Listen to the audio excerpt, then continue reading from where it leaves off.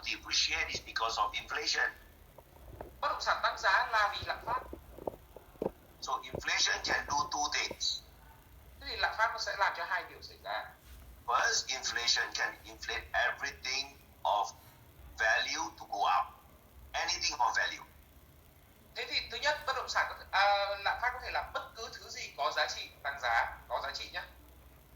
Second, when you buy the things that have value when it goes up with the mortgage, therefore you are having a debt.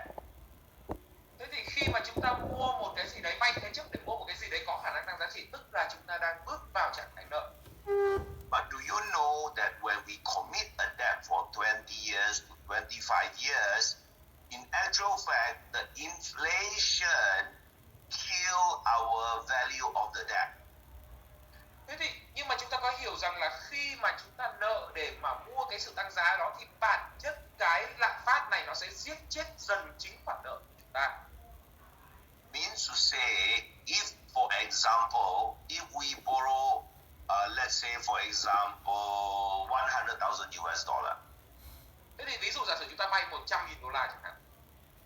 The inflation will make the 100,000 US dollar debt cheaper.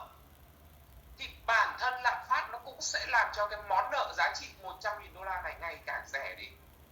Because the value of the debt goes down. Bởi vì giá trị của khoản nợ cũng như giá trị của đồng tiền nó giảm xuống theo lạm phát.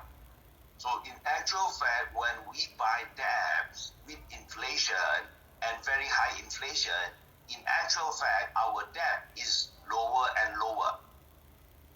Thế thì khi mà chúng ta mua nợ và mua nợ bằng lạm phát, thế thì nó vừa tăng lạm phát, tăng giá trị tài sản của chúng ta, đồng thời làm giảm giá trị khoản nợ mà chúng ta vay đi xuống. The value of the debt goes down. Giá trị của khoản nợ giảm xuống. So that is the advantage of higher inflation, higher interest rate. That's an advantage because higher interest makes everything expensive. Therefore, everything goes up in price. Thế thì lạm phát nó có, đấy là cái mặt lợi ích của lạm phát cao và lãi suất cao, bởi vì lạm phát cao đồng nghĩa với việc tất cả mọi thứ trên thị trường giá đều tăng cao. So first we need to acknowledge that more inflation make our value goes up and the debt go down. Thế thì điều đầu tiên chúng ta phải hiểu sâu sắc đó là bản thân lạm phát làm cho giá trị bất động sản chúng ta mua tăng lên và đồng thời cũng làm mất đi giá trị khoản vay chúng ta đã vay. The key I want to point across to everyone here for the sake of learning this evening is that when there is inflation, the value of the debt goes down. Thì cái tôi muốn khắc sâu vào đầu những người đang nghe ở đây đó là bản thân lạm phát sẽ làm cho giá trị khoản vay giảm đi theo thời gian. So let's go to the second point. Rồi bây giờ chúng ta sẽ sang điểm thứ hai. Although the debt of the, for example, if we are borrowing 100,000 US dollar, then we probably pay, if we borrow 70%, we probably pay around 600 US dollar every month. Thế thì đầu tiên nhá, tiếp theo là chúng ta giả sử chúng ta vay một khoản vay là 100.000 đô la thì mỗi tháng trung bình khoản chúng ta sẽ chi ra khoảng là 600 đô một tháng. So when the bread goes up in price, the fuel go up in price, everything go up in price, but our debt is still there and it's cheaper. Thế thì khi mà xăng, dầu, bánh mì, phở, miến nó tăng giá thì khoản nợ của chúng ta vẫn ở đó và nó vẫn như thế, và thực tế là nó càng ngày càng rẻ hơn và nó ít sức mua đi trên thị trường nếu quy ra thành tiền mặt. The question is the cash flow, because if we don't have the cash flow, that is the problem. If we are caught off guard. Thế thì cái vấn đề mấu chốt ở đây đó là cái dòng tiền. Nếu như mà chúng ta không đủ dòng tiền để mà duy trì trả lãi hàng tháng thì đấy, lúc mà chúng ta bất cẩn thì đấy là lúc mà chúng ta gặp vấn đề. So one of our students say when the inflation rise, the interest will also rise. Thế thì một học viên có nói rằng lạm phát tăng thì lãi suất tăng theo. Let me reiterate what one of our students said. In actual fact, it's because of the interest rise therefore there's inflation. It's the other way around. Thế thì bây giờ tôi thử đặt vấn đề nó ngược lại một chút như thế này, là bởi vì lãi suất tăng, thế cho nên là lạm phát nó tăng. So when there is a interest rate rise, therefore everything become expensive. Khi mà lãi suất tăng, tất cả mọi thứ ngày càng trở nên đắt đỏ hơn. So the government right now is because of the inflation going up so high, they raise the inflation rate so that the inflation rate would not go as high because lesser people borrowing money. Thế thì bây giờ bởi vì là lạm phát cao quá, thế nên là nhà nước mới nâng lãi suất lên để mà cái chi phí vay nó đắt đi, để cho mọi thứ nó không bị đắt quá lên nữa. It's a cooling off measure by the government. It's everywhere the same, not only in Vietnam, in the whole world is the same. Mà thực tế này là cái mà xảy ra không chỉ ở Việt Nam, mà nó là cái giải pháp làm nguội mà rất nhiều nơi, thậm chí là tất cả mọi nơi trên thế giới đều đang áp dụng. The point that I'm trying to make for the first point is that when inflation goes up, the debt that we incurred, the value actually go down, the value of the debt. Thế thì cái mấu chốt mà tôi muốn nói ra ở đây với các bạn đó là khi mà lãi suất tăng cao hay là lạm phát xảy ra thì cũng là lúc mà giá trị sức mua của khoản nợ chúng ta đã vay nó càng ngày càng giảm xuống. But the property price would go up is because of sand, cement, brick, wire and copper will go up in price. Thế nhưng mà cái bất động sản chúng ta dùng cái khoản vay đang ngày càng rẻ đi để mua sẽ tăng giá, bởi vì giá của gạch, đá, cát, vữa, xi măng nó sẽ tăng theo lạm phát. So that is why for property value, there's only two main pillar why property price go up. One is inflation. Second, buying the right place. In the demand that is high and supply that is low. Thế thì cái mà làm cho bất động sản tăng giá nó có hai cái. Thứ nhất là lạm phát lên gạch, đá, cát, vữa, xi măng, và thứ hai đó là chúng ta mua ở cái địa điểm mà phù hợp, thích hợp và nó đang có cái nhu cầu nhiều hơn. Okay, so coming back to the second point, I would like to ask Van Vu about this property. Thế thì quay lại cái điểm thứ hai này thì tôi muốn hỏi chị Vân Vũ cụ thể hơn về cái bất động sản này của chị. So first, I want to know, we read the property potential of the price going up. One, the place is no potential. 2, 3, 4, 5, 6, 7, 8, 9, the place is very potential. How would you rate the potential of this particular land? Thế thì bây giờ nếu mà mình đánh giá cái khả năng tăng giá của cái miếng bất động sản này trong 5 năm tới trên thang điểm từ 1 đến 9. 1 là không có khả năng tăng giá, 2 đến 9 là các cái mức độ có khả năng tăng giá của nó, thì mình sẽ đánh giá là cái khả năng tăng giá của bất động sản này trong 5 năm tới là bao nhiêu điểm? Dạ thầy, hồi ban đầu em mua không có kinh nghiệm nên em chọn đất nền chứ không phải là nhà cho thuê, cho nên là cái đất nền nó lại trong hẻm chứ nó cũng không phải ở mặt đường. Hồi đó tài chính của em nó nhỏ nên em không dám liều, nên là em thấy 5 năm tới chắc ở trong hẻm thì nó chỉ thang điểm 5 thôi. Nếu 5 năm tới So because when I start buying, I didn't have knowledge, and also my capital was small, so I only bought a land, not a house to rent, and this land is in the alley, not in the main street. So in the next 5 years, maximum I would give it 5 points. Okay. So if that is the case, it would be a very... Now, first of all, we must understand there is no shortcut in things that you can do much when you buy in not such a good area. That is a thing that we need to understand. There is no magic wand that you can wand and things will be okay.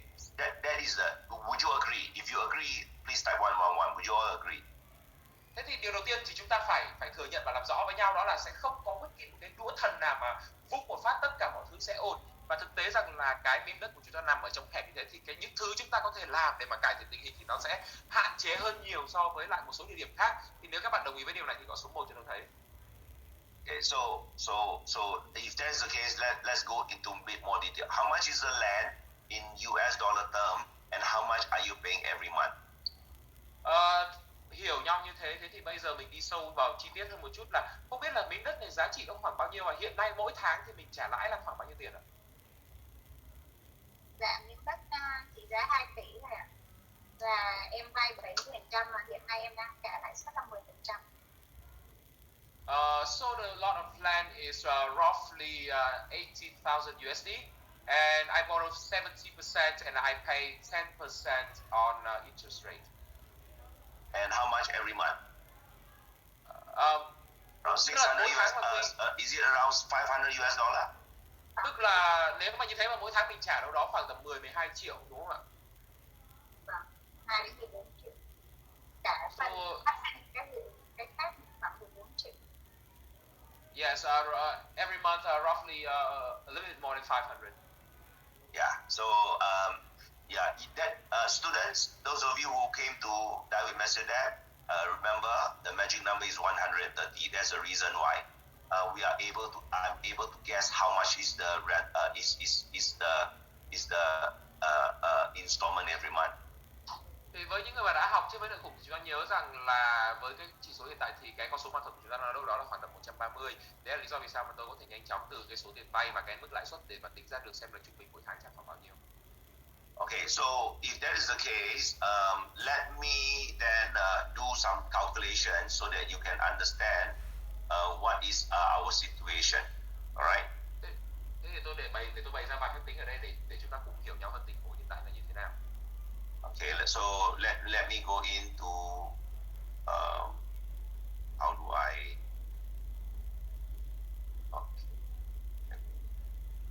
share my screen, yeah?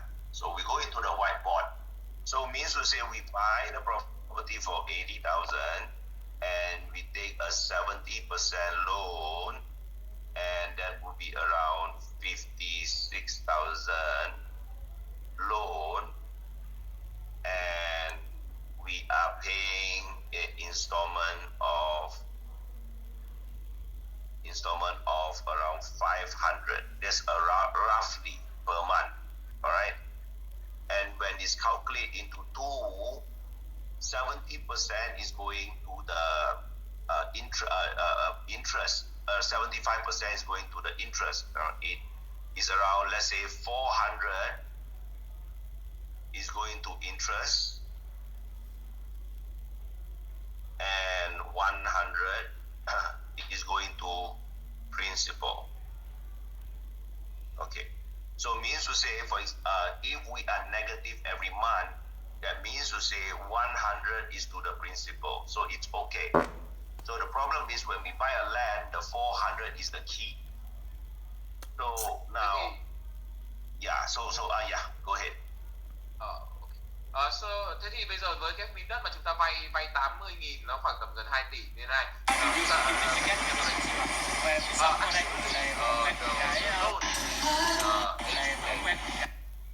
Loan is 80k. No, it's fine. Sorry. I missed.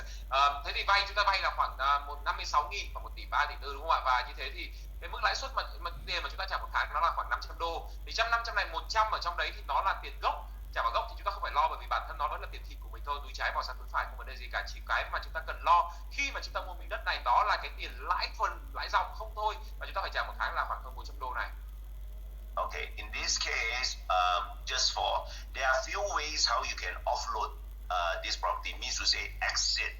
But one of the things that I can probably share with you is something very simple. Probably you might need a little bit of effort. Thế thì có rất nhiều cách để mà chúng ta gọi là quẳng gánh lo đi này mà sống. Tuy nhiên là có một trong số những phương pháp đấy thì sẽ là cái mà tôi chia sẻ với các bạn ở đây. Tuy nhiên để mà đạt được nó thì có lẽ chúng ta sẽ phải bỏ nhiều công nhiều sức ra một chút. Okay, I don't know how bad the situation of cash flow is, but what you can do is that you can sell the share of the land. Thì tôi không biết tình hình của mình đang tệ đến thế nào. Tuy nhiên nếu như mình muốn thì mình có thể bán một phần cái miếng đất này đi. There is one of the choice you can do. Đấy là một trong những cái lựa chọn mà bạn có thể làm. So what I mean by sell shares? Thế tôi nói bán phần kiểu gì?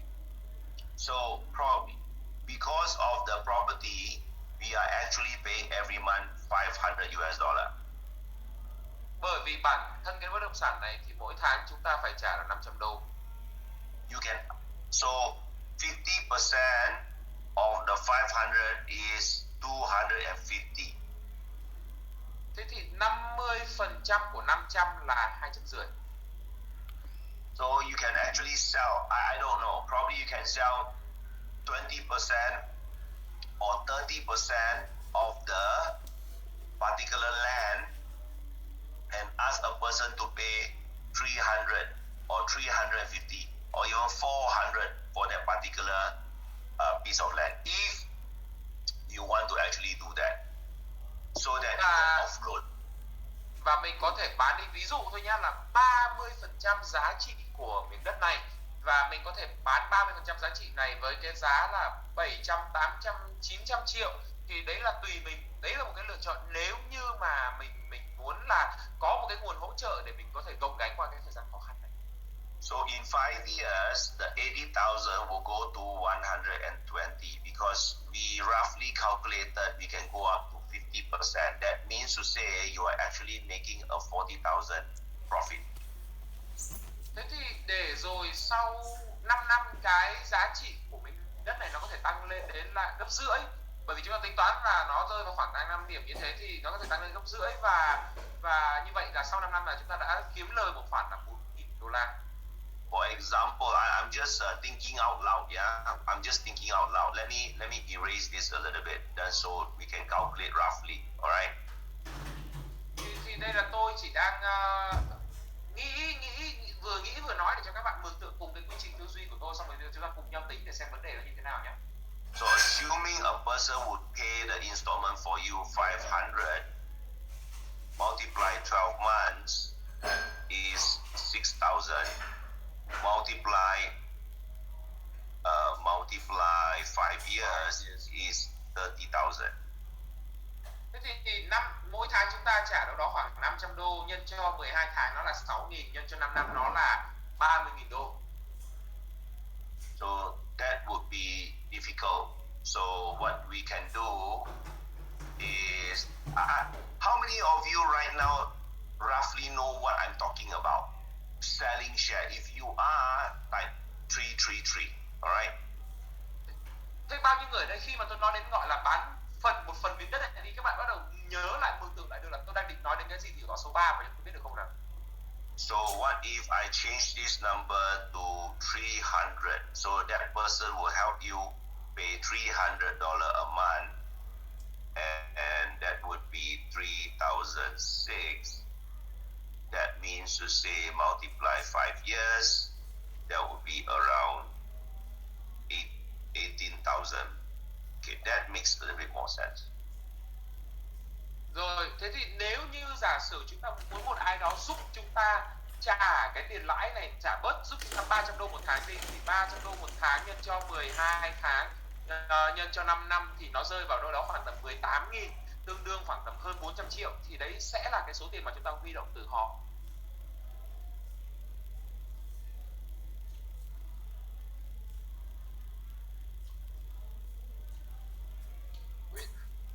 I think teacher disconnected. Hang on á. Xin mọi người là đã có một chút cái trục trặc về kỹ thuật thì kênh của thầy Edwin sẽ quay lại chỉ trong vài giây nữa. Ok. Anh chị, chúng ta chờ chút xíu ạ.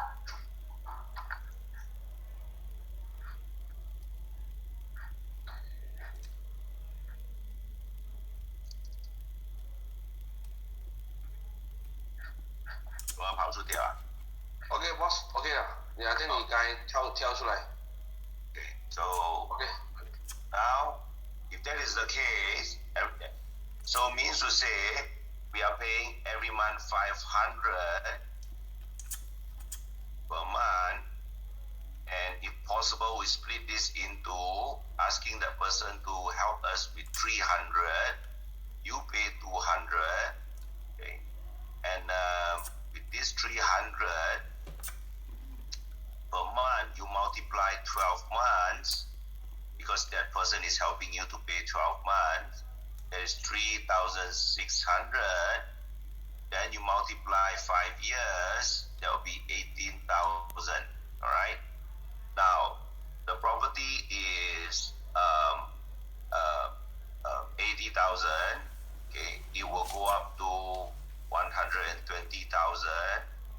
means to say it's a 40,000 additional minus of the 18,000, you will have the 22,000. 22,000, you can make it into each one take 11,000. So means to say, if possible,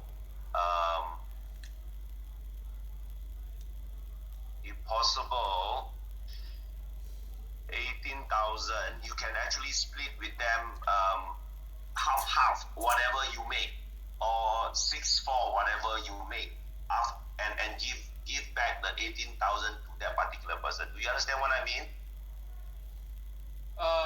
Bây giờ nhìn ở đây nhá, tức là nếu như mà chúng ta bán cái miếng đất này về sau mà nó tăng giá lên gấp rưỡi, xong chúng ta bán thì chúng ta lời được 40.000 chẳng hạn, xong rồi là chúng ta nhờ một người bảo một người nào đấy góp phần vào bằng cách là bảo họ giúp mình trả 300 đô một tháng trả bảo lãi, tức là sau 5 năm họ giúp mình trả là 18.000 đô lãi, thì khi chúng ta lời được 40.000 đô, chúng ta trừ đi lại cái số tiền 18.000 mà họ đã bỏ ra trả lãi, còn lại là bao nhiêu, thì cái lợi nhuận này có thể là chia 50-50 hoặc là cái tỷ lệ nào đấy mà chúng ta thấy phù hợp hơn. Mọi người hiểu cái ý tưởng mà tôi đang đề xuất ra ở đây cho mọi người không ạ?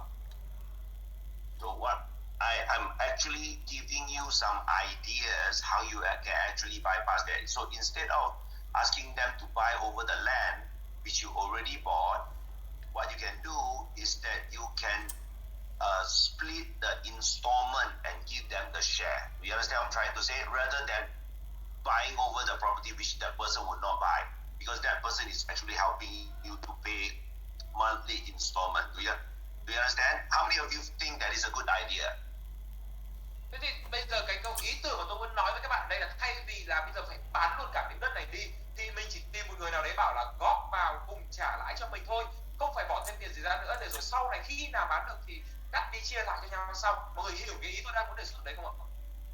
So instead of you go to the lawyer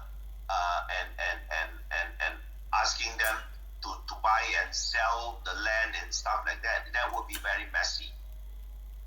Tại vì nếu như mà thực tế mà nói mà bây giờ chúng ta đi thuê luật sư, nhờ người đại diện hay là bên môi giới đứng ra mà bán miếng đất thứ này đi thì nó rất là phức tạp. You can draft. You can ask the lawyer to draft you an agreement and take that agreement and ask people who want to help, who wants a share. You write the agreement first. Do not talk. When you talk, people do not want. You write the agreement, get the land, tell the position, do a proposal, and then you go and start pitching people. Thế thì chúng ta đừng có nói nhá, lời nói gió bay chẳng ai nghe đâu, mà đầu tiên chúng ta phải tìm đến luật sư, nhờ họ soạn một cái bản thỏa thuận hợp tác kinh doanh như vậy. Sau đấy chúng ta lên ý tưởng trong đầu cụ thể những cái câu chuyện đấy ra, xong rồi chúng ta có giấy tờ, có ý tưởng, có bài nói rồi, chúng ta mới gặp và bắt đầu thuyết phục người khác. So I hope that I somewhat help you, because have you come to David message that already? Thế không biết là chị Vân là chị đã đến học cái chương trình chơi bơi nợ khủng chưa nhỉ? Dạ em có. Yes already. Cái sau khi mà học xong rồi thì em cũng áp dụng 2 biện pháp của thầy rồi, nhưng mà thất bại. Đầu tiên là cái mảnh đất của em là có chiều rộng mà nó chỉ có 5 mét, cho nên là chiều sâu nó hơi bị dài, vì vậy mà em không thể nào tách thửa để bán được. Cái thứ hai nữa là em cũng từng kêu gọi bạn bè là hợp tác cùng kinh doanh, ví dụ như là miếng đất đấy 2 tỷ thì mỗi bạn góp vào từ 200 cho đến 500 triệu cổ phần đấy, nhưng mà thất bại. So first of all, my land has the width is only 5 meters, so it's very thin but long. So I couldn't like actually split it up and to sell it. The second thing is when I also told my friends to become the shareholder of the land, to put in like 25-30,000 to buy the land with me. They say no as well. Yeah, that is the reason why.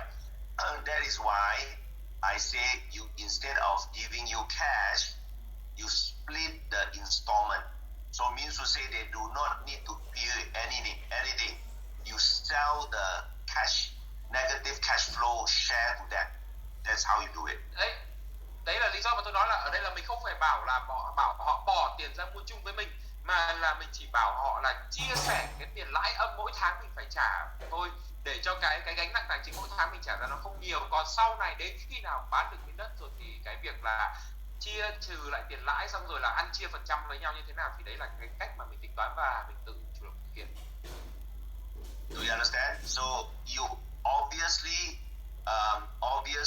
you do not want to actually take so much risk. Therefore, you want to make your burden lesser. Okay, so with regards with the share, I wouldn't want to actually ask you to follow my direction.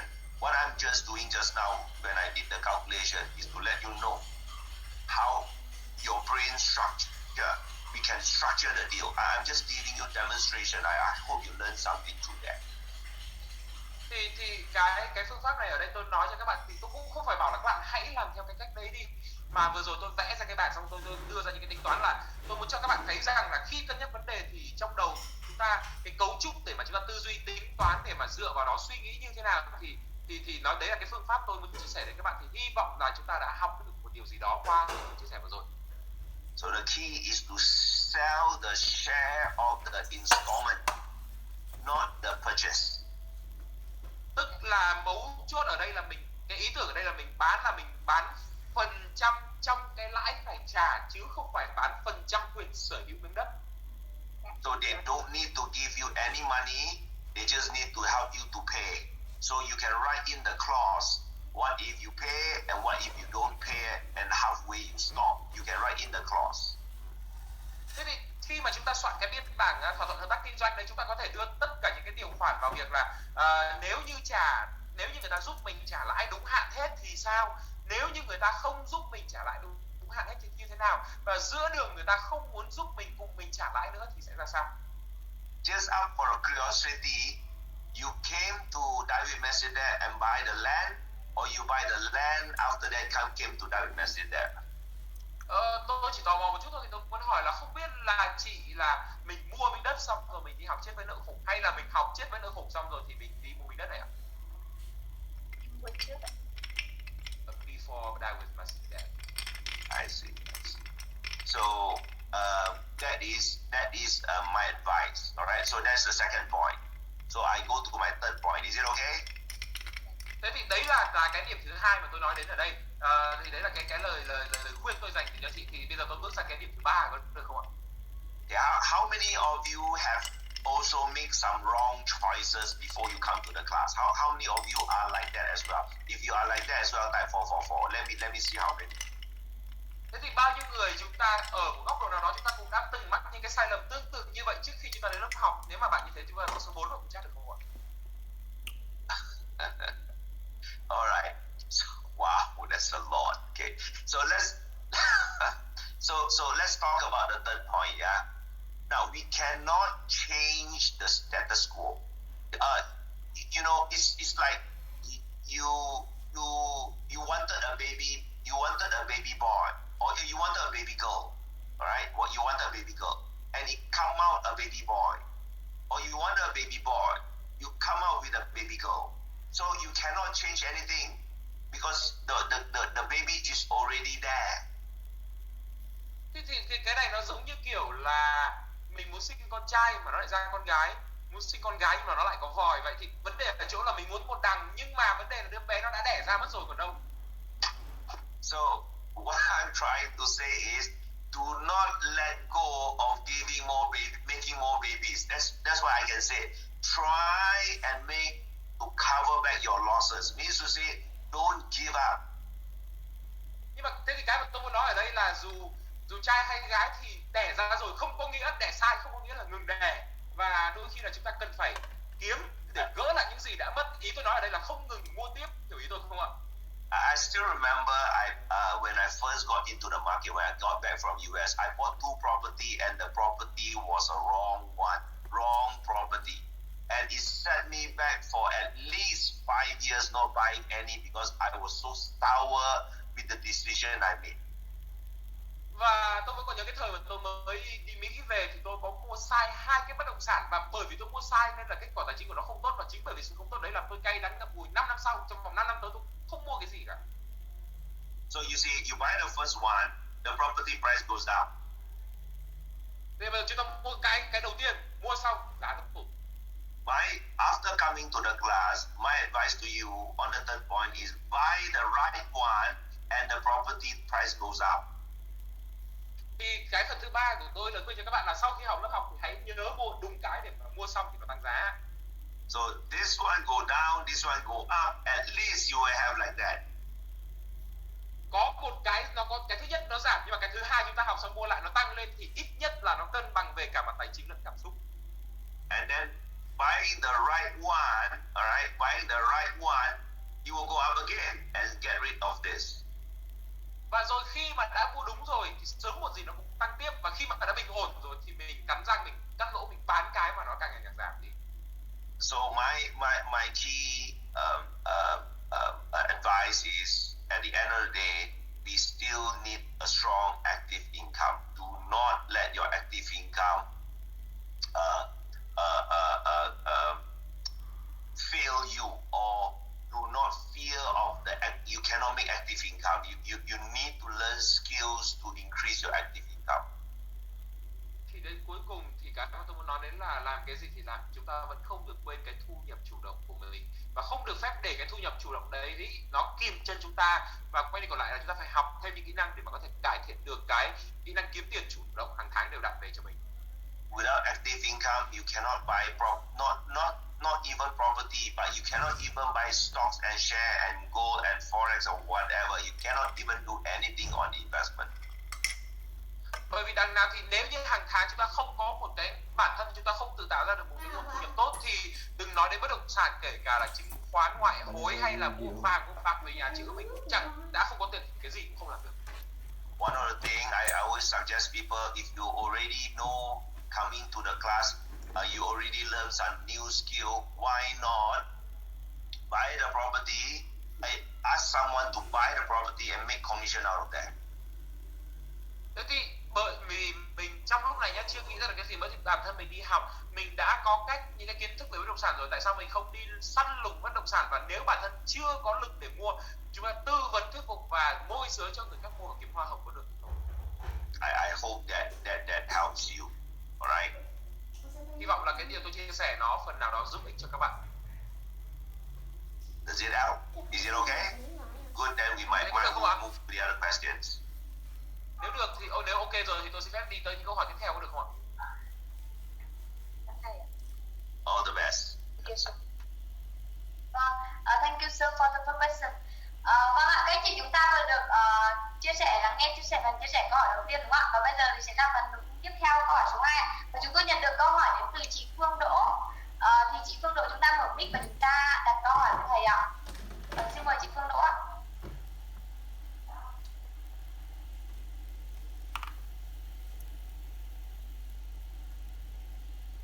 Xin chào. Chị Phương ơi, mình mở mic chị nhé. Chị Phương mở mic ạ. Xin chào thầy giáo ạ. Yeah, go ahead with your question. Vâng, mời chị đặt câu hỏi đi ạ.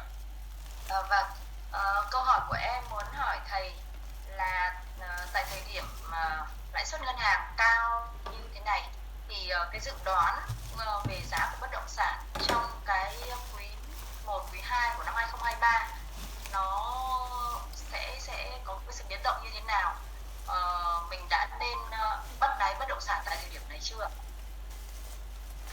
So the question is, with the current situation, what is your prediction for the property price in the first half of 2023? And do you think right now is the lowest point to start buying property? Okay, now I'm very. I think it's a good question. It's a general one, so I will take it as a learning, what we call as a learning sharing. Thế thì một cái câu hỏi này nó khá hay, và khi mà nó hơi mang tính chung chung thì tôi cũng sẽ tiện thể dùng nó làm một cái cơ hội để chia sẻ với kiến thức luôn. And we also have two of my partners here. Mr. Tan Kok Wai, he's one of my business partner in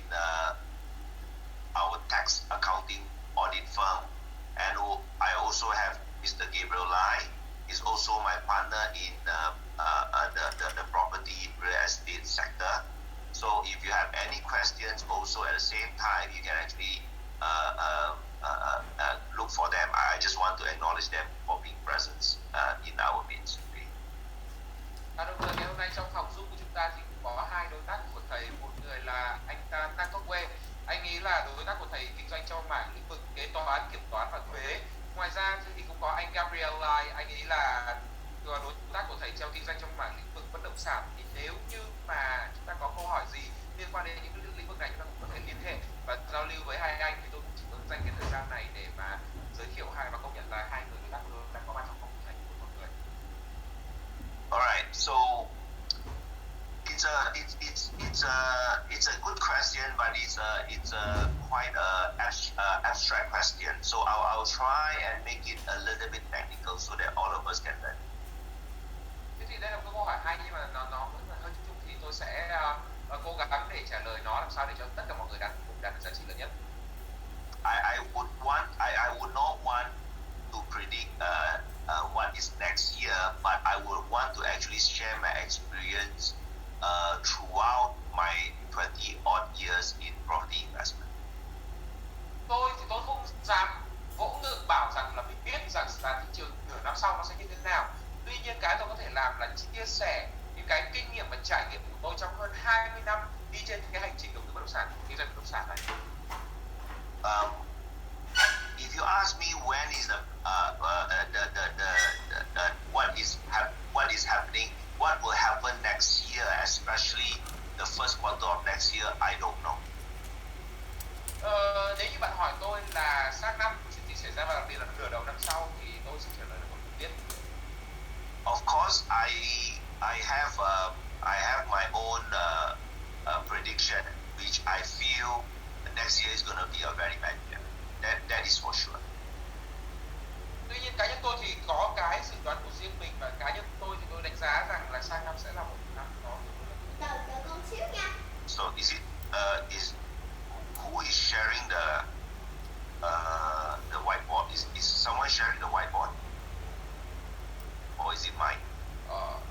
No, that's not yours. Okay, fine, good, it's okay. So now, first of all, next year is going to be a bad year. That is almost 99% guarantee. Thì năm sau tôi nghĩ là nó sẽ tệ, cái đấy thì tôi thấy là nó có vẻ như 99%. There are many indicators that is heading to that, but it's not covered by the mainstream news. Thì có rất nhiều tín hiệu chỉ về điều đấy, tuy nhiên là cái tin tức trang chính thức truyền thông thì nó ít khi nào là nó nhắc đến điều này. So to talk about the interest rate in US, they are going to go for another last increase for end of this year, and they predict it will go lower. They will lowering it by next year. That's what the report is out. Thế thì theo những cái báo cáo gần đây mà xuất bản thì từ giờ đến cuối năm Mỹ sẽ có một đợt tăng lãi suất nữa trước khi mà bắt đầu giảm vào năm sau. For me, throughout the years, it doesn't really bother me with all this. Of course, it will affect my decision, but it doesn't bother me whether I buy or don't. Thế thì cái thông tin này thì nó sẽ ít nhiều nó làm thêm một cái vấn đề để tôi cân nhắc, tuy nhiên nó sẽ không chính thức ảnh hưởng đến mua hay không. I buy on three main personal reasoning, my own personal reasoning. Tôi thì tôi mua dựa trên 3 cái lý luận cá nhân. First, right, I would buy whenever I see there's a below market value, and I would not go into so much negative cash flow. Cá nhân tôi thì tôi sẽ mua khi nào tôi thấy giá của nó rẻ hơn giá thị trường sau khi được định giá, và bản thân tôi sẽ không bị lâm vào cái tình trạng là bị âm dòng tiền quá lớn sau khi mua. So for example, last week I just bought another property. It was in the market is selling around $75,000 US, and right now the Boston is selling for $50,000. Thế thì cách đây vài tuần tôi có một cái bất động sản mà tôi nhắm đến với giá là 75.000 đô. Thế nhưng mà hiện nay thì cái người bán đấy lại chỉ bán nó với giá là 50.000 mà thôi. So the market value is around 70 plus thousand $, but I buy it at $50,000. Thế thì thị trường giá trị của nó đâu đó là khoảng ở tầm hơn 70.000, nhưng mà tôi mua thì chỉ có 50.000 mà thôi. So our interest rate right now in Malaysia is around 4%. Thì hiện nay lãi suất ở Malaysia nó rơi vào khoảng tầm 4%. For a loan of 200,000, I'm paying around $800. Around $200. Thì với cái khoản vay mua the installment is $200. thì với cái bất động sản này khi mà tôi vay mua như thế thì mỗi tháng tôi trả đâu đó khoảng tầm 200 đô. So I need to come up with some deposit, and I pay $200 every month. Thế thì tôi phải bỏ cái tiền mà trả một phần tiền cọc là xuống trước, xong rồi cái phần còn lại tôi vay thì mỗi tháng tôi trả lãi là 200 đô. But I can get $300. Oh my God. Nhưng mà tôi lại cho thuê được 300 đô, trời ơi. So regardless of whether the market is up or down, I would still proceed buying it because that wouldn't affect my cash flow. Thế thì lúc này thì mặc kệ là thị trường lên hay xuống, tôi không quan tâm, bởi vì bản chất việc mua cái này về dòng tiền của tôi nó vẫn dương cơ mà. The reason is they cannot pay the installment anymore, and they put a lot of it's already paid off. I'm sorry, it's already paid off, but they need cash, so they want to sell it cheap. So they don't have any emotional attached when they already sell. They already paid off everything. Thế thì bản thân cái bất động sản này thì là họ đã trả hết nợ rồi. Thế thì chẳng qua là bây giờ họ cần tiền mặt thì họ mua thôi, họ phải bán thôi, chứ họ không có bất kỳ một cái ràng buộc cảm xúc nào với cái bất động sản hay là cái việc mua bán cái bất động sản này cả. I teach this in our Diamond Method 3 days. It's called Diamond Hunter. How many of you can still remember? If you can still remember that 555 Diamond Hunter. Cái này tôi dạy ở trong lớp check với nội dung của tôi là về cái việc là chiến lược săn kim cương. Bao nhiêu người còn nhớ cái câu chuyện săn kim cương đấy của tôi có số 555 một chắc nào? So I buy that at that's the first condition. So then the second condition. Đấy là cái điều kiện mua đầu tiên của tôi. Điều kiện thứ hai. Right. So I have students who say the Vietnam the interest is very high. Now I would like to say this. Okay, interest is very high. There's no doubt. So that is when the interest rate is high, it's as high as you and it's as high as other people as well. So it's fair for everybody that is high. Thế thì có rất nhiều học viên Việt Nam của tôi nói rằng lãi suất bây giờ đang cao các thứ, thì cái mà tôi muốn nói với các bạn là lãi suất nó cao với bạn thì nó cũng cao với người khác. Câu chuyện này nó là chuyện công bằng ở tất cả mọi nơi. The key question, I think it's a better question to ask or a statement to make is when will the interest go down? I think that is the better question to ask. Thế thì cái câu hỏi tốt hơn hay câu hỏi hay hơn mà chúng ta nên hỏi đó là khi nào lãi suất giảm? Now let me ask all of you a question. 11 to 13% of interest. Do you think that after 2 to 3 years the interest might go down to 9 or 8? Thế thì lãi suất 11-13% thì các bạn có nghĩ rằng là sau 3 năm lãi suất nó sẽ giảm xuống được 8 hay không? If you look at history on interest rate high, the most is 18 months. After that, it will stabilize back in the history.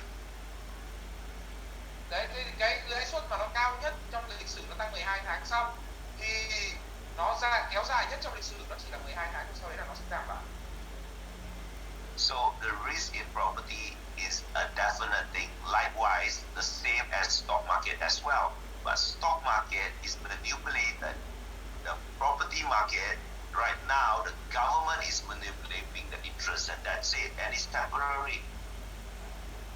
Và cái hiện tại tình hình mà tiền lãi các thứ này nọ thì chứng khoán nó không thế thôi, cái gì chẳng có rủi ro. Tuy nhiên chứng khoán thì thị trường nó bị thao túng, còn hiện tại thì chính quyền nhà nước đang thao túng giá bất động sản. Okay, so let me go to the second criteria when I buy. Thế thì tôi bước sang cái tiêu chí thứ hai khi tôi mua. Okay, some good area, the property is very much sought after, but they would not sell it in good times. They will only sell it in bad time. Do you agree? If you agree, type 111. Có những khu vực bất động sản rất tốt, rất hấp dẫn. Tuy nhiên những cái bất động sản này thời điểm thị trường nó ok, chả ai bán cả, và thị trường nó xấu đi người ta mới bạn chịu phải bán. Các bạn đồng ý thì gõ So now you see, these rich people, they own a lot of property, and sometimes when they feel less richer, and they would consider to sell the property, not cheap, but they are considering it to sell. How many of you understand what I'm trying to say? That to do? Thế thì có những người mà họ giàu thì không phải tự nhiên mà họ đồng ý bán bất động sản, mà khi nào mà tình huống nó có bất chắc, có vấn đề mà họ cảm thấy họ ít giàu đi thì họ mới cân nhắc đến việc mua bán cái bất động sản đấy cho mình. Không phải bán rẻ đâu, nhưng mà ít nhất là họ chỉ bán một cái giá nó hợp lý hơn là lúc bình thường. Và những người hiểu ý tôi nói, gõ 222 vào đây ạ. So if you come to the class, as I say, for example, shop house, every 2 years I can increase the rental of 10% to 15% every 2 years. Thế thì bao nhiêu người đến lớp học tôi sẽ nhớ được rằng cái câu chuyện là nếu như tôi có cái cửa hàng thì cứ trung bình mỗi 2 năm tôi sẽ tăng được tiền thuê một lần. I would buy, although the property price is high, because the place there is the best of the best. So that is also the criteria when I would buy. And during bad times only you will get a chance like this. Thế thì bất động sản ở đấy nhá, thì kể cả giá nó không hợp lý tôi cũng mua, bởi vì chỉ có trong những cái thời điểm mà thị trường nó không tốt này mới có cơ hội để mình chạm vào những bất động sản như vậy. So I hope, how many of you agree or somewhat agree, if you have cash and you have experience, how many of you would somewhat agree with me? It's nothing to do with bad time, and the bad time is the most best time to grab good location. How many of you would roughly agree with me? Time 333. Bao nhiêu người chúng ta có kinh nghiệm và đồng ý với tôi rằng là không liên quan đến vấn đề là thời điểm thị trường tốt hay xấu, mà thực tế mà nói chính những thời điểm xấu như thế mới là cơ hội tốt nhất để chúng ta mua những bất động sản tốt. Bao nhiêu người đồng ý với tôi như thế, có 3% ạ. Yeah, very good. So then that is the consideration. So if you look at the point number one, whenever people want to sell the property because they really need cash flow, for example, health reason, for example, children education, for example, business that is not doing good, we can buy it at below market value. We can only do this mainly because of bad times. Và bao nhiêu người đồng ý với tôi rằng là có những bất động sản thì đôi khi người ta cần tiền, người ta làm chăm sóc vấn đề chăm sóc sức khỏe hay cho con cái đi học, hay là kinh doanh của họ đang có vấn đề, thì đây là những cái thời điểm tệ của họ, và đây là cái thời điểm duy nhất mà chúng ta có thể mấp mé mua được cái bất động sản tốt mà họ có trên tay. Bao nhiêu người đồng ý không? And during the bad times when the rich people feel less richer, that is where we grab good location, which is very difficult to get because they feel emotionally less richer, so they sell. Sometimes we get good deals like that.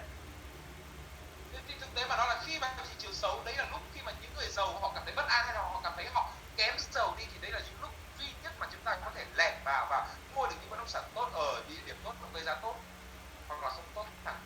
The third thing that I will consider to buy is that when there is hidden opportunity of increasing the property value.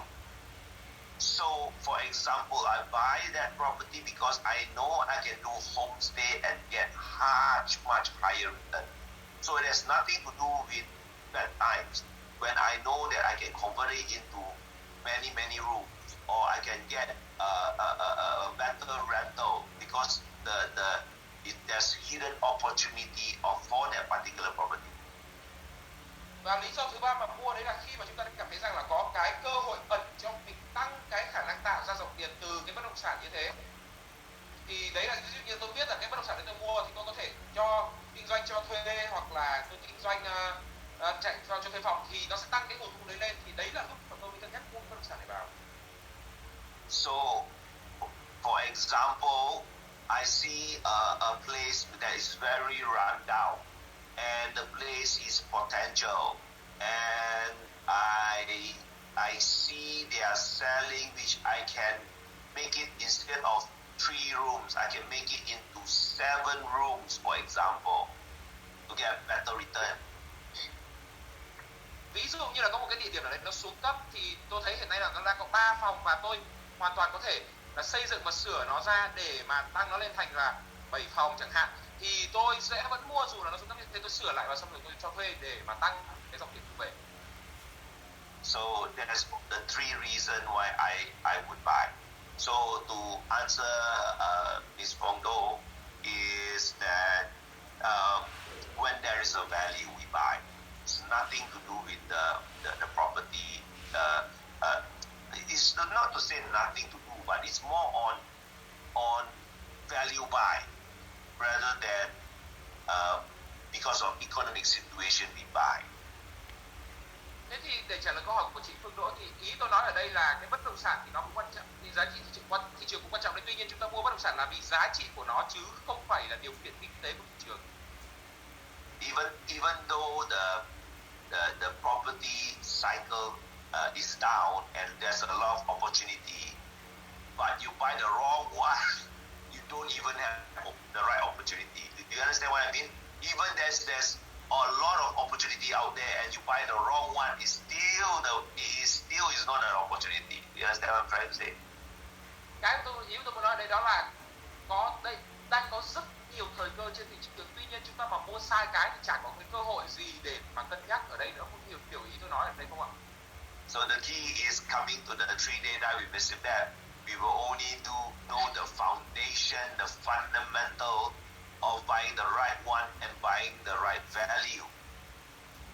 Thế thì cái đấy là cái mấu chốt trong việc tại sao phải đi học 3 ngày chết với nợ khủng, là để chúng ta không những là chọn mua đúng bất động sản mà còn mua đúng giá trị của bất động sản nữa. Of course, the right the property cycle up and down does make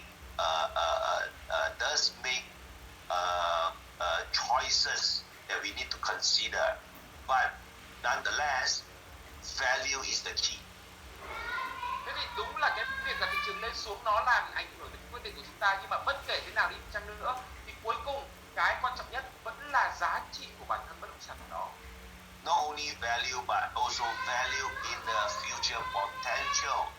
Once we come to the class, we will understand even better. Will you all agree? If you all agree, type 666. Đấy, thế đó, khi mà các bạn đến lớp thì các bạn sẽ hiểu rằng là không chỉ là cái bản thân bất động sản mà còn là những cái giá trị trong tương lai của nó nữa. Thì bao nhiêu người hiểu điều này thì nó sao không chắc này. Very good. I hope that I answer your question. Tôi hy vọng là như thế nó trả lời được câu hỏi của các bạn.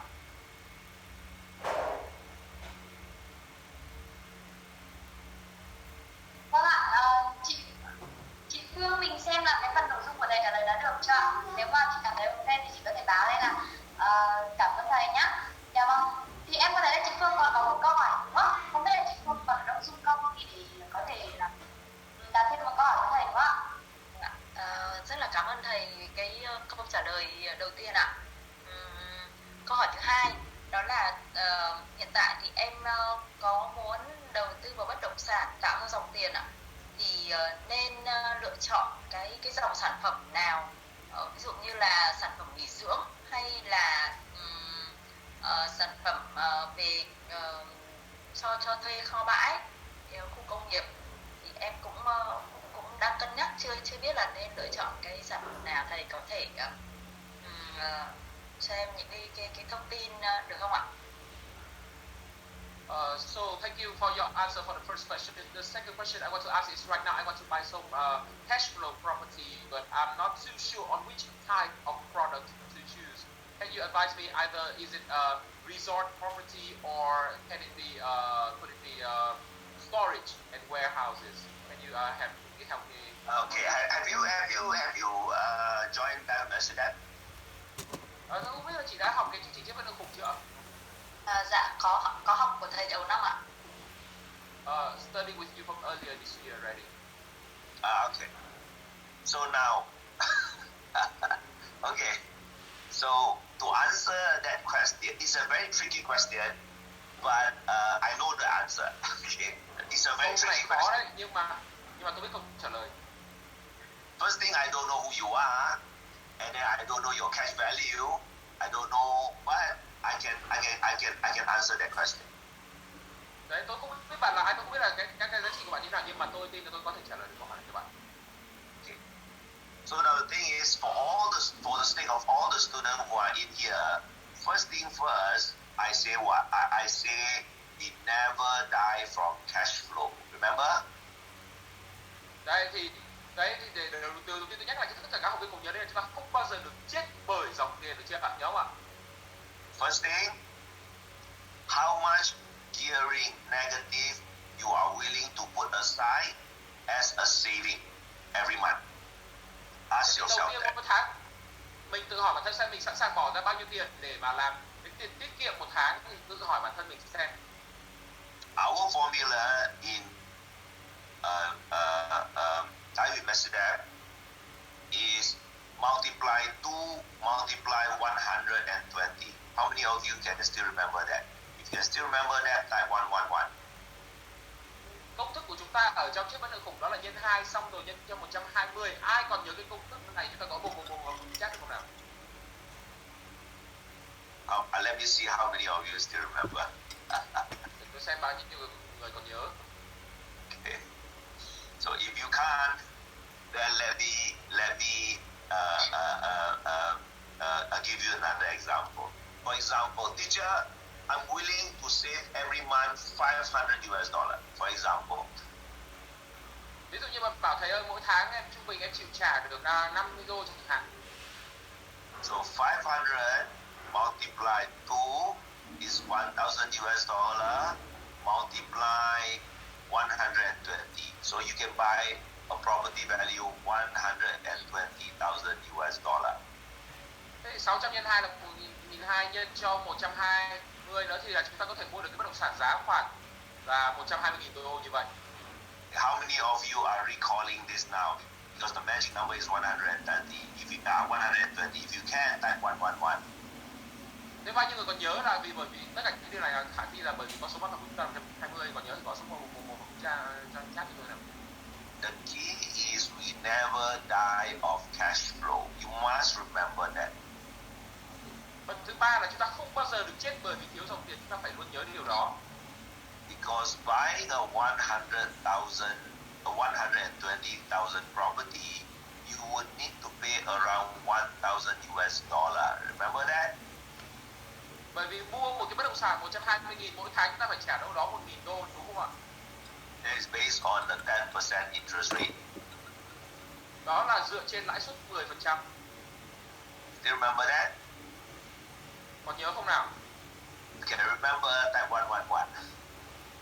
Nếu nhớ được thì gõ số 1, không nhớ được nữa rồi thì gõ số 1 cho tôi thấy đi. So 120,000, that is 25 years, interest rate of 10%, you are paying $1,000 every month. Thế thì 120.000 nhân cho 10% tức là mỗi tháng chúng ta trả lãi là 1.000. Do not, if you are getting 5, the worst case scenario, you're getting half of it as a rental, you still have another 500 which you are willing to go for negative cash flow. Trường hợp xấu nhất mình cho thuê được đâu đó khoảng 500 đô một tháng, tức là cái mỗi tháng chúng ta chịu đựng được cái việc là bỏ tiền túi ra 500 đô để bù lỗ vào cho cái việc vận hành khoản vay này. So we must understand that there's two criteria to understand in this situation. Thì chúng ta phải hiểu là có hai cái tiêu chí để mà chúng ta nắm rõ được tình hình ở đây. The risk reward, we need to understand how much would it increase in 5 years time and how much it is negative in 5 years time. Thế thì cái thưởng phạt này chúng ta phải hiểu rõ rằng là nó tăng được bao nhiêu sau 5 năm và chúng ta sẽ phải bỏ ra tiền bù lỗ bao nhiêu. trong 5 năm đó. How much it increased in 5 years time, I already teach all of us the 13 effects and also the bell curve. Nó sẽ tăng giá như thế nào, tôi đã dạy cho các bạn được 13 hiệu ứng cũng như là đường cong chuông rồi. How much is negative gearing? We already know. We don't mind to gear at $500 every month. Gộp lãi âm mỗi tháng bao nhiêu chúng ta đã biết, chúng ta chấp nhận cái việc là chi trả $500 một tháng rồi. So you can calculate to 5 years. Thế thì chúng ta có thể tính toán lên đến cái ngưỡng 5 năm để xem mình sẽ có phải dự kiến ra là mình sẽ phải chi cho nó bao nhiêu. So to answer that question, what to buy? First of all, we need to understand how much we have. That is, so sorry, I take one long stretch to explain this. But what I'm trying to say is it depends on how much saving and multi-gearing that we are able to do for the next 5 years. Xin lỗi bởi vì tôi hơi vào mô 81 để nhìn thấy câu trả lời, nhưng mà vấn đề quan trọng mấu chốt xoay lại đó là việc là hiện tại mỗi tháng chúng ta cảm thấy rằng mình có thể gánh được cái khoản lãi âm dòng nó sẽ là rơi vào bao nhiêu. That would depend on each and everyone capacity of your income. Thế thì cái nó tùy thuộc hoàn toàn vào cái khả năng hạn mức của mỗi người dựa trên thu nhập của họ. So and then we need to understand the bell curve. You still remember the one that I teach, the bell curve? You need to understand how much is the true value of apartment. How much is the true value of the shop house? How much is the true value of a factory? If bell curve is calculated.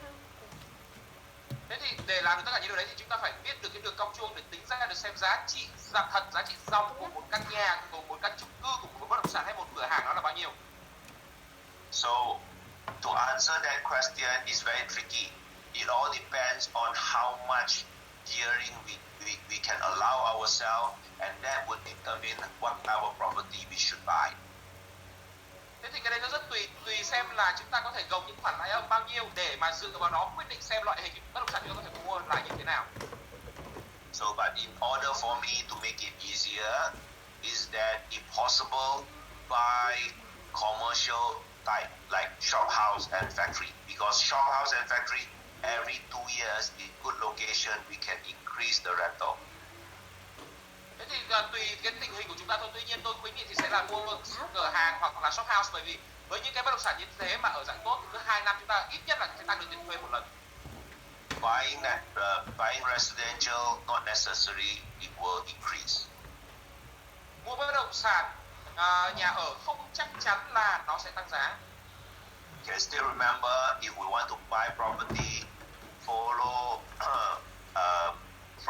if you don't know the location to buy, still remember follow the black hole and then the river effect, and then only look for small pockets of pentagons. Rồi thì nếu mà không nhớ mua ở đâu thì chúng ta nhớ là cái quy trình là chúng ta đi theo lỗ đen này, đi tìm dòng sông này, rồi ở trong xác định được khu vực đó chúng ta sẽ tìm những cái nhóm hình ngũ giác nhỏ trong khu vực này. So from black hole to river effect to pentagon circle. Thế thì là chúng ta quay hiệu ứng hố đen nhá, hiệu ứng dòng sông, sau đó là tìm những cái ngũ giác ở trong những khu vực đã định ra này. So that's how we look for location. Thì đấy là cách tìm địa điểm của chúng ta. Because there's 13 effects. Tất nhiên là nó còn có 13 hiệu ứng nữa. So I hope that answer your question. Thì hy vọng cái đấy nó trả lời được câu hỏi của các bạn. How many of you are enjoying and learning something new in this session? If you are, type 777. Thích và học được những điều mới từ cái phần này, nếu mà có thì chúng ta gõ số 777 và chat được lúc nào.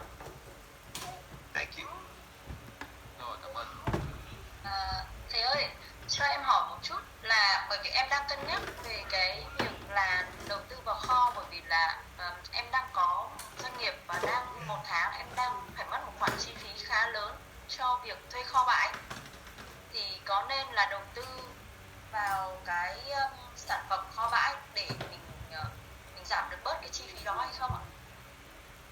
So I want to ask you about warehouses and such, because I have a business that currently pay a lot of money every month, for the warehouses. So I was asking, should I invest instead into this type of properties to use the negate the cost and as well as use this as an opportunity as well? Okay. Now, I always say this: don't buy because you need that property. Don't do that. Tôi luôn nói là gì? Đừng bao giờ mua chỉ vì chúng ta cần cái bất động sản đó. Don't try to match your emotion. Thế thì đừng có để cho cái cảm xúc của mình nó làm ảnh hưởng. Okay, I wouldn't want to teach you what to do. I will share you my preference. Tôi thì sẽ không nói với bạn, tôi sẽ không dạy mà bảo bạn phải làm cái gì, mà tôi sẽ chia sẻ cái kinh nghiệm và trải nghiệm của tôi để các bạn tham khảo. Rent in an area to make you conveniently when you are living and doing business. When you are doing business and you are living, make sure the place is very, very convenient with you, and that is where you rent. Thì khi mà chúng ta thuê cái nơi mà nó thuận tiện thoải mái để bản thân mình ở và làm việc, còn chứ chúng ta không thuê để chỉ để mà bởi vì chúng ta cần không thôi. Buy in an area that you are very, very sure that the property price will increase. Hãy mua ở nơi mà chúng ta thật sự chắc chắn rằng giá bất động sản sẽ tăng. Do not buy in an area where just because you want it for convenience, but the property price will not increase so much because there's always opportunity cost. Nhưng chứ đừng mua ở những chỗ nào mình cảm thấy nó tiện vì nó đúng cái mình cần, nhưng mà cái tiềm năng và khả năng tăng giá của nó không tốt đến như vậy, bởi vì bất kỳ quyết định nào mà chúng ta đưa ra đều phải trả cái chi phí cơ hội cho điều đó. If you are paying monthly every month to the factory and the future potential is not so good, then another factory area which is very, very good, then my consideration I would rent, but I will buy another place where it is very, very sure of going up in price. Thế nên nếu như mà chúng ta cân nhắc ra ở đây thì tôi chẳng hạn là tôi mua ở cái khu nào đấy mà nó tiện để mà mình làm ăn kinh doanh hơn. Sau ở đấy tôi thuê ở chỗ đấy xong rồi là phần còn lại thì tôi sẽ đi mua ở khu nào mà nó có cái khả năng và giá trị tăng giá tốt. But if you feel that no, teacher, my place is the best, then go ahead, just do it. Còn nếu bạn cảm thấy là không, thế ở chỗ ấy mà em mua nó là vừa hợp để làm kinh doanh, giá nó tăng lại còn tốt nữa cơ, thì không việc gì mà không làm cả. So in short, buy in the area which you are very, very sure, and rent in the area because of convenience. Thế thì ngắn gọn lại thì là hãy mua ở những nơi mà mình cực kỳ chắc chắn về cái tiềm năng tăng giá của nó, và hãy thuê ở những nơi nào mà nó thuận tiện cho việc đi lại ăn ở làm ăn kinh doanh. Yeah, how many of you feel that is a very, very good advice that in? Bao nhiêu người cảm thấy đấy là một cái lời khuyên rất là hay, thì có số 8 cho tôi được không ạ? Very good, thank you. Rồi, cảm ơn. Vâng ạ, đấy là phần câu hỏi vừa rồi từ chị Phương ạ. Và teacher, this is the last question. Yes. Và em muốn nhận được câu hỏi của chị Hồng Thanh ạ. Thì chị Hồng Thanh có thể mở mic lên và chúng ta đặt câu hỏi cho thầy ạ. Dạ, chào thầy và chào tất cả các anh chị ạ. Alo ạ. Hello teacher, this will be the last question. All right, go ahead. Thưa thầy là thầy cho em hỏi là em là một người mới bắt đầu mới tìm hiểu và muốn đầu tư với bất động sản. Trước đây thì em có mua một cái chung cư, thì hiện tại thì nó vẫn chưa có sổ, và em thấy rằng là bây giờ cái chung cư đấy thì cái tiềm năng tăng giá của nó thì không có nữa, thì bây giờ em đang muốn bán cái chung cư đấy đi và muốn mua một mảnh đất hoặc là một miếng đất gì đó để mình có thể đầu tư vào bất động sản. Tuy nhiên thì em trước đây em rất là sợ nợ ấy, nhưng mà sau khi học Phật pháp của thầy thì em rất thích cái ý tưởng nợ khủng của thầy.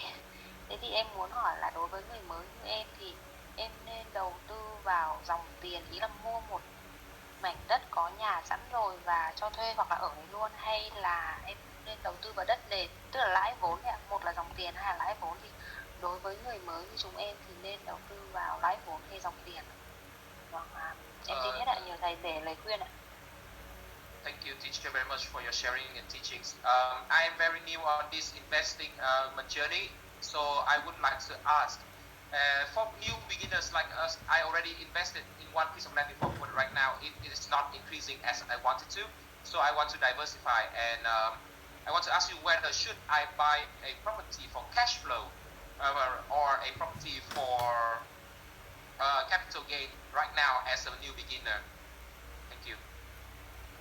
Okay, it's quite tricky because for beginner it depends on the cash that you have in hand. But always there's a good start, and I'm very proud of you. Đấy, thế thì cũng hơi khó để trả lời, bởi vì đã là người mới thì lúc nào nó cũng sẽ phụ thuộc vào việc xem là dòng tiền của mình ra bao nhiêu và hiện tại trong tay vốn đang có bao nhiêu rồi. Thế nhưng mà ít nhất thì chúng ta đã có một khởi đầu rất tốt, thì tôi rất tự hào về điều đó. Hiện tại thì em có 1 tỷ và thu nhập thì khoảng 20 triệu một tháng. Thì em cũng đang muốn dùng đòn bẩy, thì em cũng đang chưa biết là mình nên đòn bẩy như thế nào cho nó hợp lý. So right now I have around 40,000 in deposit savings, and my earning is around $1,800 a month. So I want to know how to effectively leverage my resources. Và em là nhân viên ngân hàng luôn ạ. Thì nếu mà trong trường hợp mà vay thì em cũng có những phần ưu đãi của nhân viên vay ấy. And also because I am a bank staff as well, so when I borrow, I also have some incentive from the bank as well. Okay, that's very good. All right. Now, okay, it's okay. I if I'm working in a bank, okay, I would go for area where I can do Airbnb or homestay. I would aim there first. Thế thì nếu hiện tại tôi đang làm việc trong ngân hàng thì đầu tiên tôi sẽ nhắm đến những cái khu vực mà tôi có thể ở đấy tôi làm homestay hoặc là tôi làm kinh doanh cho thuê ở ngắn hoặc trung hạn. If cash flow is even better, for example, you have partners or your husband can actually come in, or you have a brother or sister, probably you want to buy a shop house and convert that into multi-rooms. Và nếu như mà mình muốn làm dòng tiền tốt càng hơn nữa càng tốt, thì ví dụ như là mình có vợ chồng mình hay là bạn bè mình mà có thể vào ở và thuê kinh doanh chẳng hạn, thì mình có thể kiếm những cái cửa hàng hay là nhà đất để mà mình ở dưới thì cho thuê kinh doanh, ở trên mình chia phòng cho thuê chẳng hạn. Having an advantage like you, probably you might want to start a business other than working, a part-time business where you become a person who add value to property and you earn it and become yours.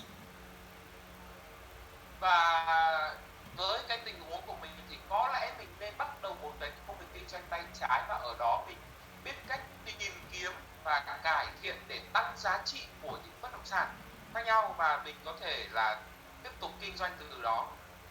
You can probably start a property management where you can have investor and manage for them. You can start with that if you really want to make it as an active. Mình có thể là bắt đầu mình đi tìm bất động sản, mình sửa sang, mình bắt đầu quản lý cho thuê, và ngoài ra mình cũng có thể kêu gọi thêm vốn từ các cái đối tác khác vào đấy, nếu mà chúng ta muốn biến cái công việc kinh doanh tay trái thành một cái nguồn thu nhập chủ động của bản thân luôn. If you don't have time, probably you can use your knowledge to partner up with a property agent where they are new. They can probably become your partner, or you can go on profit sharing. There are plenty of ways how to make it into an active. Ngoài ra thì mình có thể là thuê hoặc là chia sẻ lợi nhuận với lại một số những cái bạn mà làm môi giới mới bước vào nghề, thì có rất nhiều cách để mà chúng ta mở rộng và cải thiện cái mô hình kinh doanh này để biến nó trở thành một cái nguồn thu nhập chủ động của bản thân. So there's actually two ways.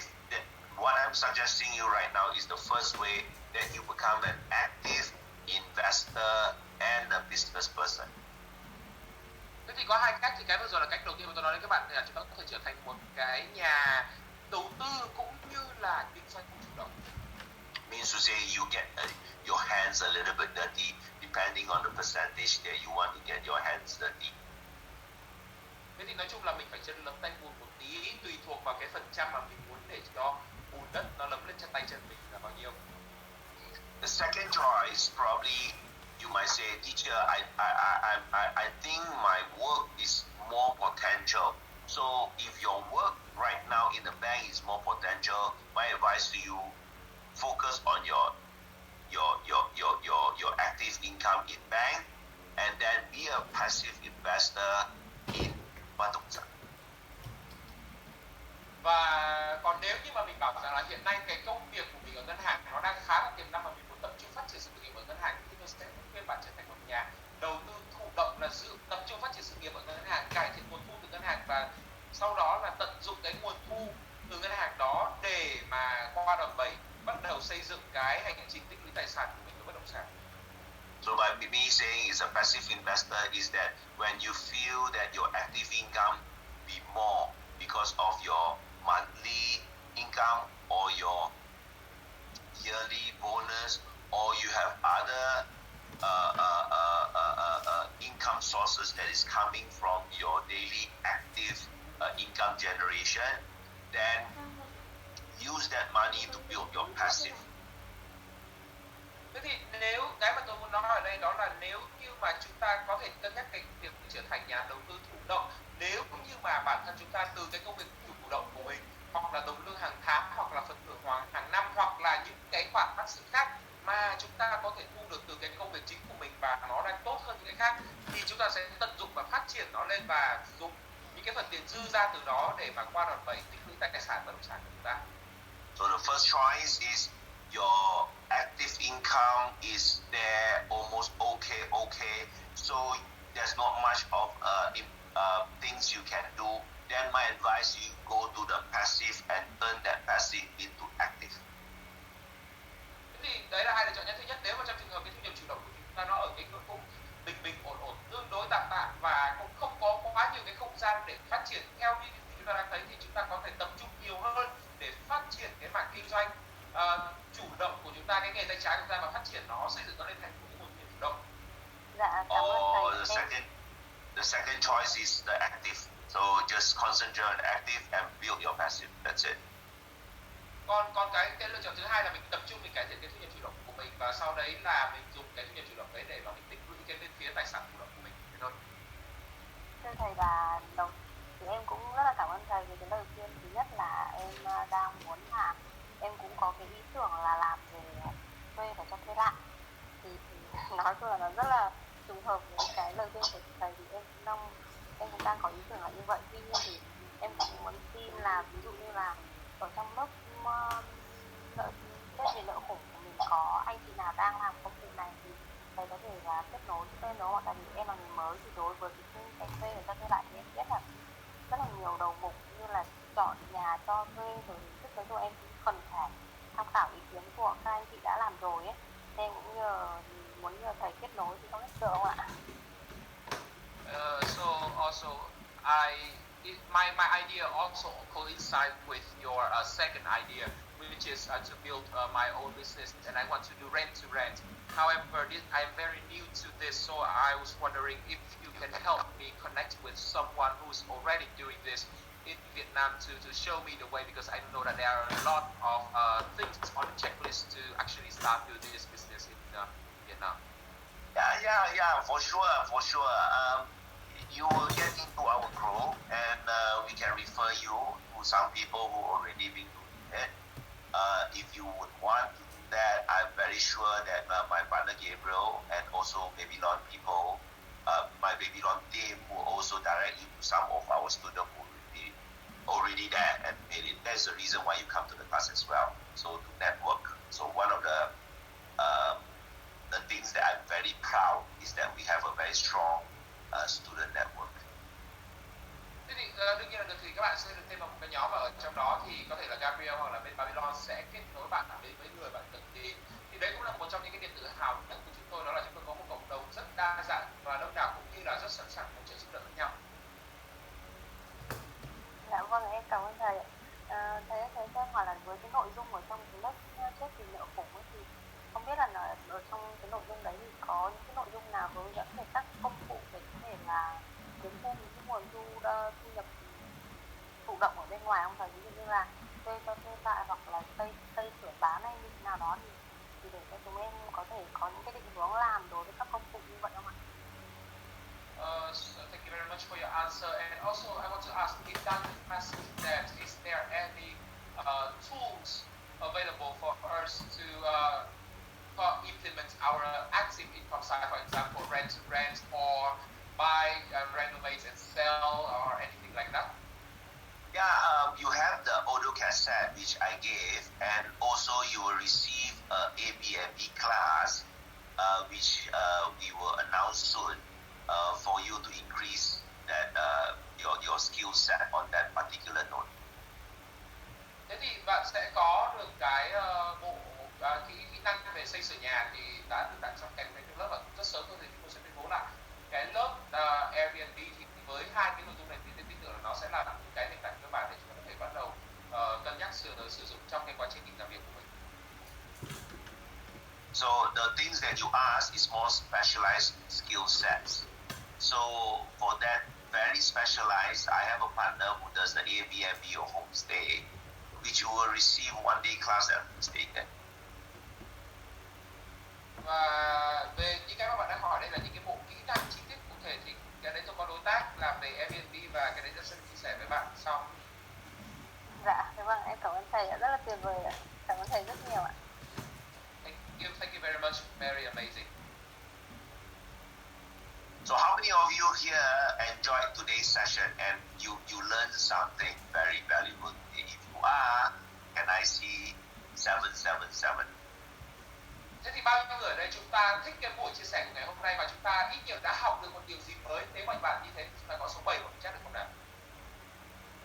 I want to end today's session with this note, with this advice.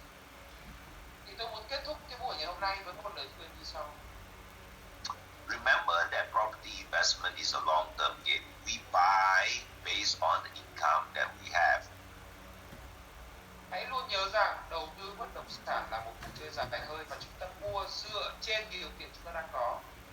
Coming back to die with Mr. Debt, it's all about turning debt into our asset.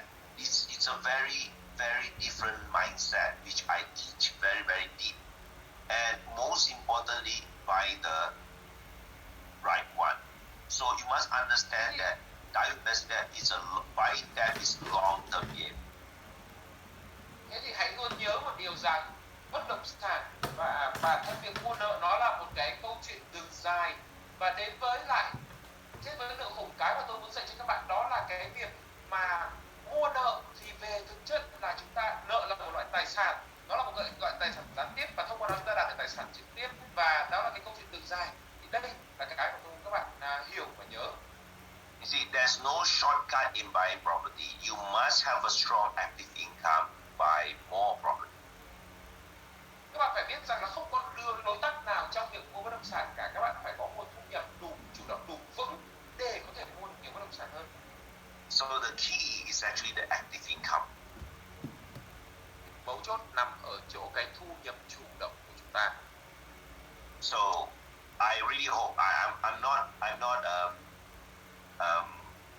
I don't want to sound salesy, but I seriously do advise all of you here, if possible, you know that we have that platinum on business entrepreneurial classes, and how many of you are platinum? If you are, and you think that it's a very good for all of them to come, type 999.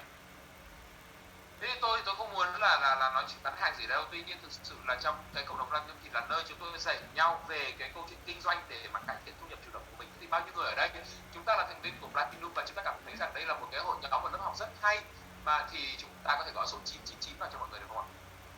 So you always have to remember that, you know, property, you must make sure that your active income is strong.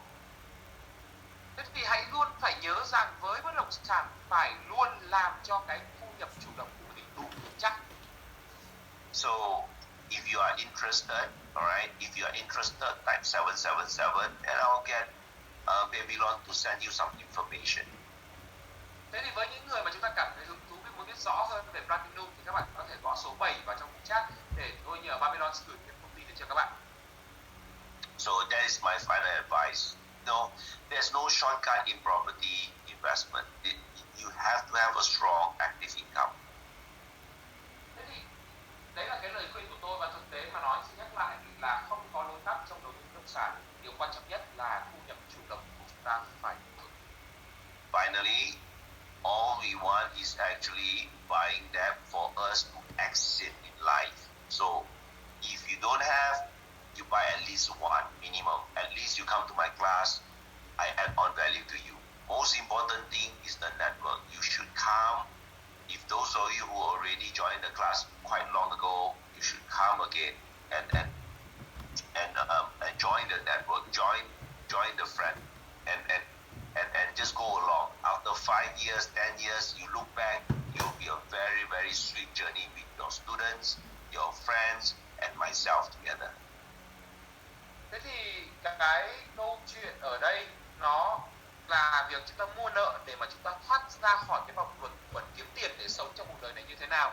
Và nếu như các bạn không muốn nợ nhiều thì ít nhất là sau khi học xong, tôi trao được giá trị cho các bạn để các bạn thử nợ, mua được thêm một căn cái tài sản ở trong đời của mình thôi.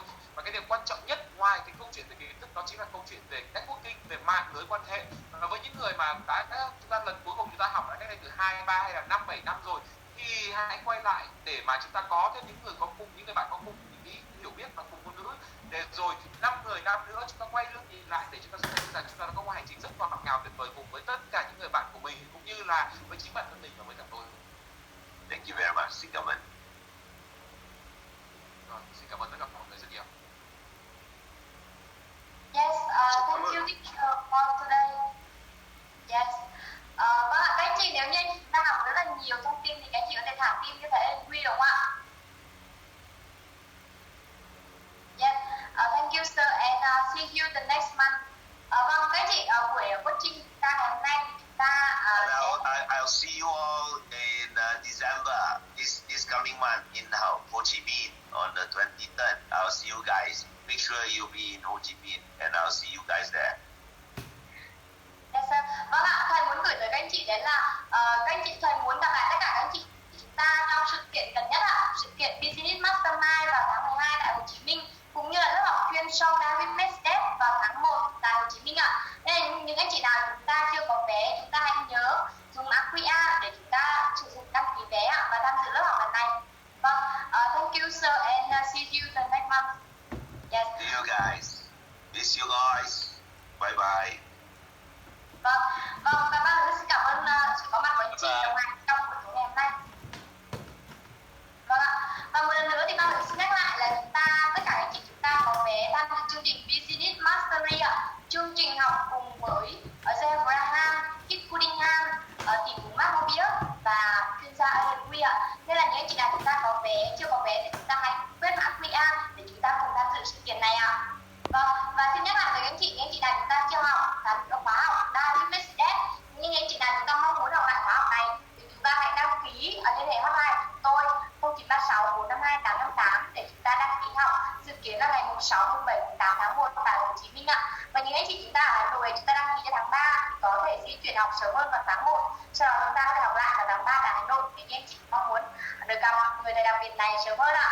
Rồi, xin cảm ơn anh chị rất là nhiều và tôi sẽ để màn hình mã QR quét nhận vé tham dự chương trình Business Master